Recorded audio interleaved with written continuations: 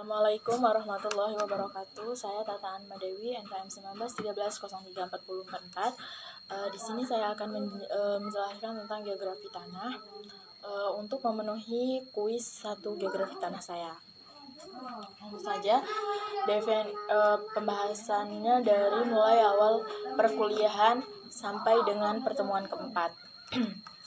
Langsung saja, definisi dan konsep geografi tanah. Definisi dan konsep geografi tanah.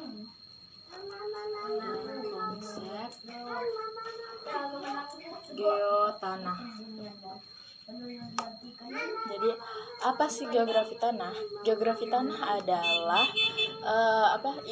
cabang ilmu dari geografi yang mempelajari tentang tanah. Itu mempelajari baik dari segi struktur, struktur dari tekstur tanah itu sendiri, unsur-unsur yang ada di dalam tanah, manfaatnya tanah, dan masih banyak lagi, termasuk dalam analisis persebaran tanah di muka bumi. Langsung saja, pembahasan yang kedua yaitu mengenai faktor dan proses terbentuknya tanah. Nah, faktor dan proses terbentuknya tanah. Baik, kita akan bahas tentang itu. Jadi, pertama-tama kita bahas dulu tentang tanah. Apa sih tanah? Nah, tanah merupakan hasil evolusi dan mempunyai susunan teratur yang unik dan terdiri dari lapisan-lapisan atau horizon yang berkembang secara baik. Nah, proses pembentukan tanah dapat dilihat dari sebagai adanya. Nah, proses pembentukan tanah ini dapat dilihat sebagai adanya penambahan dan pengurangan perubahan atau transkolasi. Nah, di sini bahas tentang faktor dan proses pembentukan tanah. Nah, dalam faktor dan proses pembentukan tanah itu terdapat 5. Yang pertama, iklim. Iklim itu contohnya seperti curah hujan, suhu, kelembapan udara. Nah, itu akan mempengaruhi faktor dan proses terbentuknya tanah. Jika iklimnya misal dari suhu, dari iklim itu kita bisa lihat dari contohnya seperti iklim itu contohnya seperti suhu. Lalu yang kedua adalah organisme. Organisme itu seperti pelaku flora dan fauna. Itu juga termasuk ke dalam faktor dan proses terbentuknya tanah, mempengaruhi proses pembentukan tanah. Lalu selanjutnya yang ketiga adalah bahan induk. Nah, bahan induk itu adalah bagian awal. Bagian awal itu seperti kayak bagian awal atau gatra kimia dan fisika. Nah, kalau bahan induk itu seperti batu-batu yang ada di dalam tanah itu juga mempengaruhi proses pembentukan tanah. Lalu yang selanjutnya adalah topografi. Nah, dalam topografi ini, faktor topografi ini termasuk ke dalam faktor yang penting di dalam proses pembentukan tanah. Topografi itu kan bentuk-bentuk permukaan. Di dalam topografi ini sangat penting nantinya dalam proses pembentukan tanah itu sendiri. Lalu yang selanjutnya adalah waktu. Nah, waktu itu menentukan laju perubahan total atau tingkat nisbi. Nah, jadi waktu ini sendiri termasuk menentukan proses pembentukan tanah itu sendiri seperti apa. Dari yang ketiga yaitu tentang faktor sifat fisik tanah, kimia tanah, dan biologi tanah. Yang pertama adalah sifat fisik tanah. Sifat fisik tanah yang pertama itu tekstur tanah. Tekstur tanah adalah perbandingan dari partikel debu, pasir, serta lempung tanah dalam suatu masa tertentu. Lalu yang kedua adalah struktur tanah. Struktur tanah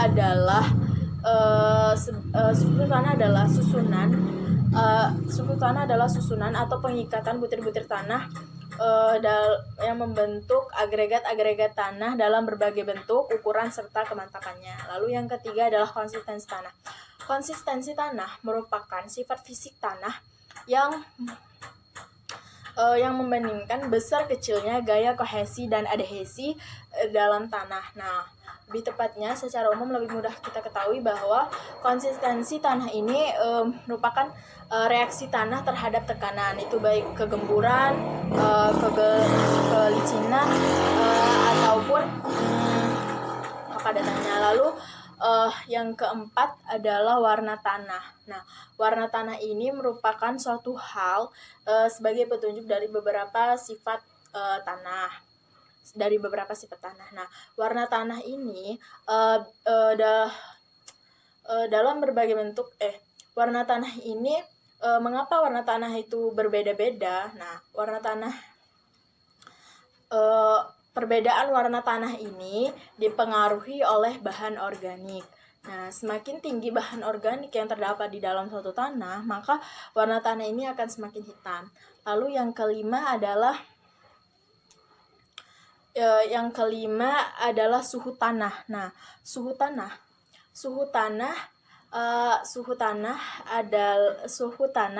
merupakan salah satu faktor yang berpengaruh terhadap mikrobiologi dan perkecambahan. Nah, mikrobiologi dan perkecambahan tumbuhan. Nah, semakin tinggi suhu tanah yang melebihi suatu batas, nah maka kegiatan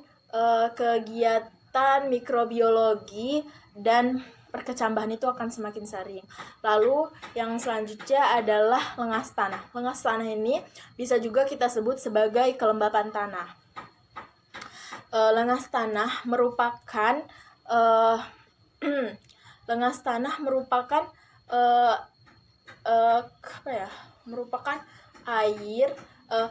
tanah merupakan kandungan air yang terdapat pada sebagian atau seluruh pori-pori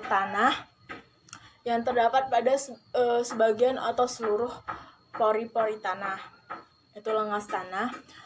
Lalu yang selanjutnya adalah permeabilitas tanah. Nah, permeabilitas tanah ini adalah kecepatan air dalam merembes ke dalam tanah. Itu seberapa cepat. Lalu yang selanjutnya, yang ke-8 adalah porositas tanah. Nah, porositas tanah ini adalah intinya dari porositas tanah ini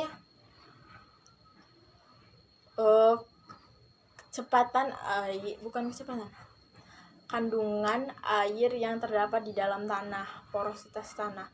Jadi di dalam porositas tanah ini, apabila porositas tanah ini adalah kekuatan tanah dalam kekuatan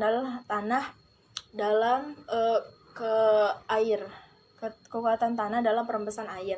Nah, jadi di porositas tanah ini, apabila tanah itu mampu meresap air itu cepat gitu, maka disebut tanah poros. Nah, lalu ada yang ke-9 adalah drainase tanah. Nah, drainase tanah ini adalah kemampuan mengalirkan atau mengatuskan kelebihan air yang terdapat di dalam tanah ataupun di permukaan tanah. Drainase tanah. Apabila suatu drainase itu buruk, maka air itu akan menjadi air genangan. Lalu yang kedua adalah sifat kimia tanah. Nah, sifat kimia tanah ini yang pertama adalah bahan organik. Nah, bahan organik ini seperti sisa-sisa tumbuhan dan hewan yang ada di dalam tanah, seperti kompos, sudah jadi kompos, terus pupuk hijau, terus lendir cacing, yang sisa-sisa makanan yang ada dalam tanah itu disebut bahan organik tanah. Nah, bahan organik ini dapat dinilai apabila kita bisa melihat dari warna tanah itu sendiri. Nah, apabila suatu tanah memiliki warna coklat atau kehitam-hitaman yang lebih pekat gitu, biasanya itu memiliki tingkat bahan organik yang lebih tinggi, maka mempengaruhi warna tanah tersebut sehingga menjadi warna kecoklatan atau kehitaman yang lebih hitam. Lalu yang kedua adalah unsur hara. Nah, unsur hara ini memang dibutuhkan oleh tumbuhan sebagai bahan nutrisi. Lalu yang ketiga adalah pH tanah. Nah, pH tanah ini adalah derajat keasaman pH tanah ini adalah derajat keasaman suatu tanah. Lalu yang pH tanah ini adalah derajat keasaman suatu tanah. Lalu yang ketiga adalah sifat biologi tanah. Nah, sifat biologi tanah ini yang pertama adalah total mikroorganisme tanah. Jadi total mikroorganisme tanah berapa jumlah dari total mikroorganisme tanah itu yang berpengaruh terhadap kesuburan tanah. Lalu yang kedua adalah fungsi atau jamur tanah. Nah, jamur tanah ini, fungsi dan jamur tanah ini untuk dekomposisi fungsi dari jamur tanah ini adalah dekomposisi untuk tanah sendiri. Lalu yang ketiga adalah bakteri larutan fosfat. Nah, ini berfungsi untuk menilai perubahan organik. Materi yang keempat yaitu tentang klasifikasi tanah atau taksonomi tanah. Klasifikasi tanah adalah ilmu yang mempelajari tentang perbedaan sifat-sifat tanah satu sama lain dan sifat-sifat tanah satu sama lain dan mengelompokkan tanah berdasarkan ciri-ciri tertentu. Nah, seperti dalam pengelompokan tanah taksonomi ini seperti ordo, subordo, grade group, subgroup, terus family sama series. Nah, kita bahas satu-satu. Yang pertama adalah ordo.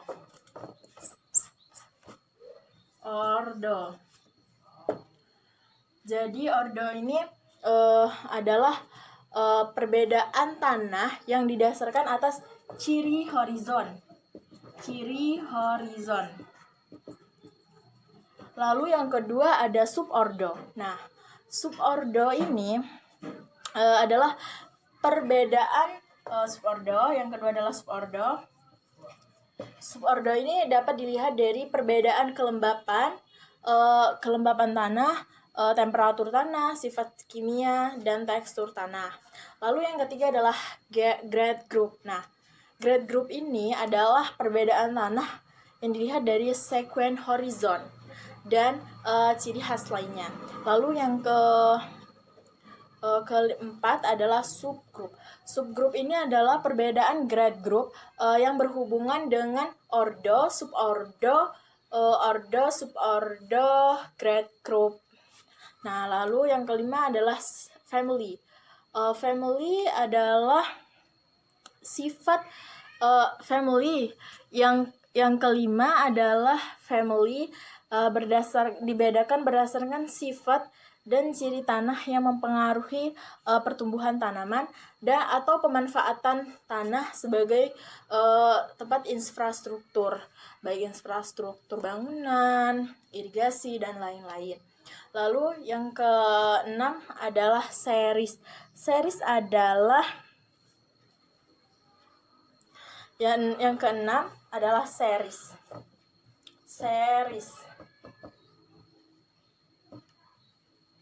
Series ini adalah kategori khusus yang hanya terdapat pada daerah tertentu. Jadi, series ini adalah perbedaannya dapat dilihat dari kategori khusus yang hanya terdapat pada daerah tertentu. Setelah materi yang selanjutnya itu materi yang kelima, itu tentang profil tanah. Profil tanah adalah penampang tegak yang dibuat sedalam 1,5 meter atau sampai bahan induk. Nah, di dalam profil tanah ini terdapat horizon. Horizon itu adalah lapisan-lapisan tanah yang terjadi akibat proses pembentukan tanah. Nah, profil tanah yang bagus itu terdapat susunan horizon yang baik, yaitu O, A, E, B, C, dan R, mungkin sampai R. Nah, Syarat-syarat untuk melakukan profil tanah di lapangan yaitu yang pertama vertikal atau tegak, yang kedua itu baru, yang ketiga adalah tidak terkena langsung dengan sinar matahari. Baik, kita akan langsung menggambar tentang profil tanah atau susunan horizon yang ada. Di sini sudah saya digambar.